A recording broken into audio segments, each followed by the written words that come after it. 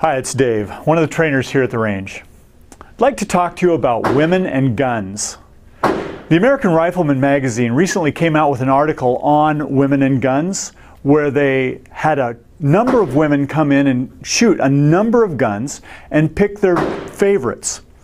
The two guns that rose to the top there are interesting in that they were not guns that I would personally choose or recommend for women to carry concealed. Those guns are the Sig Sauer P938 and the Glock 19. Now don't get me wrong, they're both fine weapons.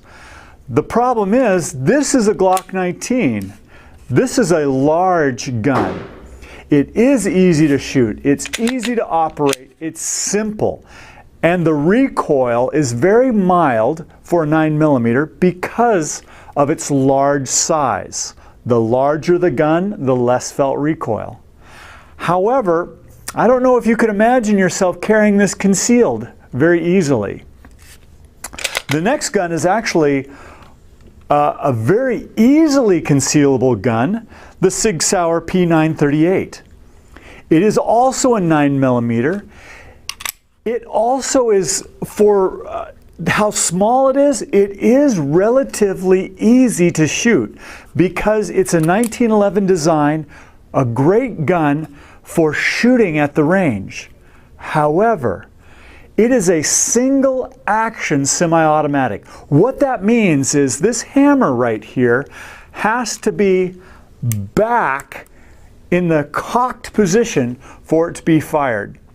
And to fire this gun, it does have a very light, relatively light trigger press without a lot of trigger movement. So, in order to carry this cocked, you would need to run the safety or activate this small little lever that's the safety lever and keep that running. If it's not on target, the safety would have to be on. If it's on target, then you have to train yourself or remember to take off that safety, and that trigger press is very light and very short. Not like a deliberate trigger like this Glock 19 where there's no safety to think about, but the safety is in the long, not heavy, but deliberate trigger press. So this is very small, very nice to shoot, however requires quite a level of training. To put it in perspective, police officers for the Yakima Police Department can carry a 1911 style, but only if they are members or past members of the SWAT team. That's the level of training they want in order to carry or use for on-duty purposes a 1911 style handgun. So these two guns have their difficulties. One is easy to shoot, but it's really big.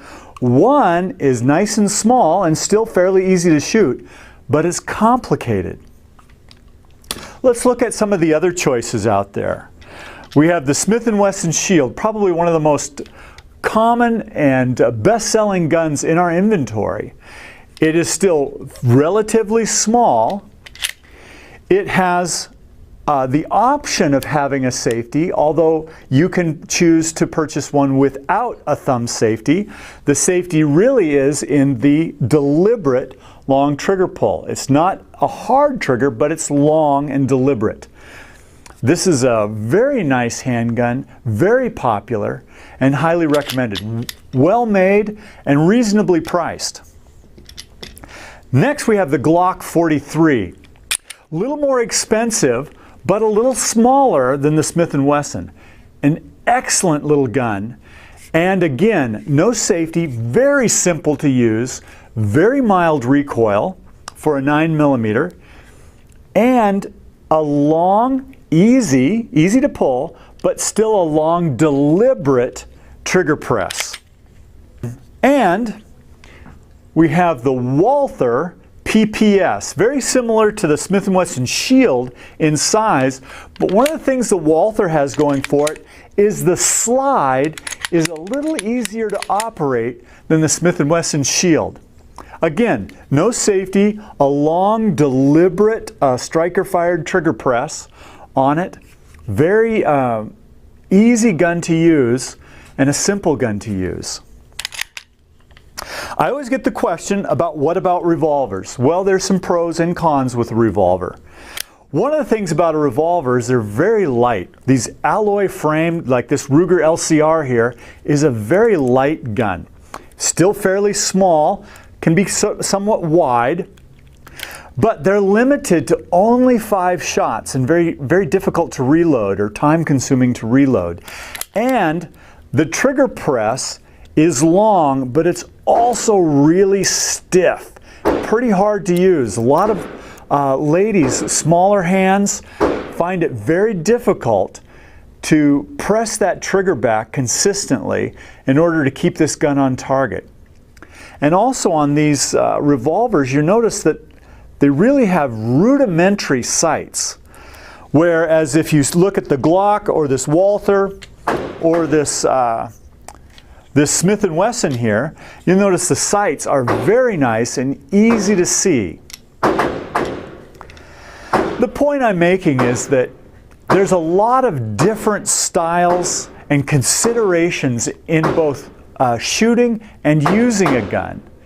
And so don't let somebody else tell you the kind of gun you like, or just pick up a gun you think it's small and it might fit into your hand at the gun store.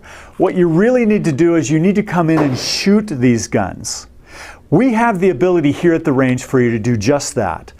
Both on your own or with a friend, to come in here and rent any of these guns and shoot them, or come in and actually have a trainer accompany you and show you both how to shoot and the advantages and disadvantages of each of these guns. So, if you're in the market for a handgun, I would like you to come on into the range and look at the guns we have available in our rental stock.